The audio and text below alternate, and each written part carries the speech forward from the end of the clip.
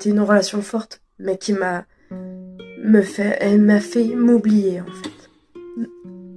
J'ai commencé l'hôpital de jour en juillet, donc je vous ferai une vidéo pour vous expliquer ce que c'est l'hôpital de jour. Mais en gros, c'est des ateliers sur le sport, la santé mentale, les animaux, tout plein de trucs. Et c'est très intéressant.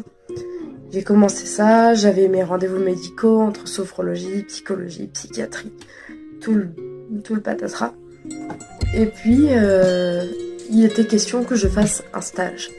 Et quand il a été question de faire un stage, c'était en juin. Et en fait, mon corps, il était pas prêt. Du coup, il s'est complètement bloqué. Et en fait, j'ai été capable de plus rien faire. Et c'est pour ça que ce stage, j'ai pu enfin le réaliser en décembre. Et je vous en parlerai très bientôt. En novembre, on m'a proposé un forum du handicap pour l'emploi. J'ai fait tout ce que j'ai pu pour paraître parfaite, mes tics nerveux, mon apparence, mes expressions. J'ai fait tout pour paraître sûre de moi et réussir tout ce que je voulais. Rien à faire.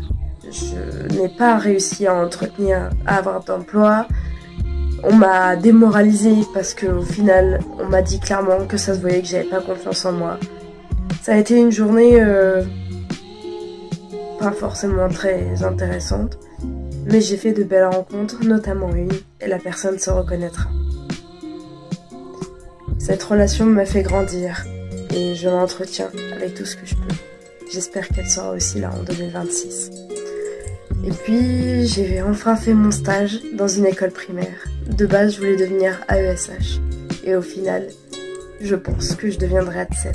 Je vais tout faire pour devenir ATSEM en 2026. Ce sera mon gros projet. Et voilà.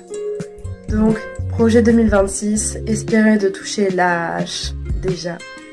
Déjà, pour 2025, essayer de passer un bon nouvel an. Toute seule ou accompagnée, je ne sais toujours pas. Mais passer un bon nouvel an. Et, projet 2026, passer mon CAP petite enfance pour devenir ATSEM. Cette année a été très négative. J'ai commencé à vivre seulement en juillet.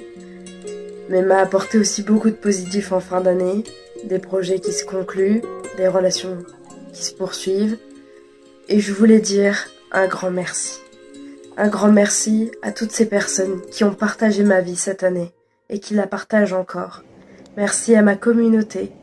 Ce nouveau projet de faire des vidéos sur ma pathologie qui a abouti. Je voulais vous dire merci pour tous vos retours, ça me fait chaud au cœur. C'est vraiment quelque chose qui me plaît et je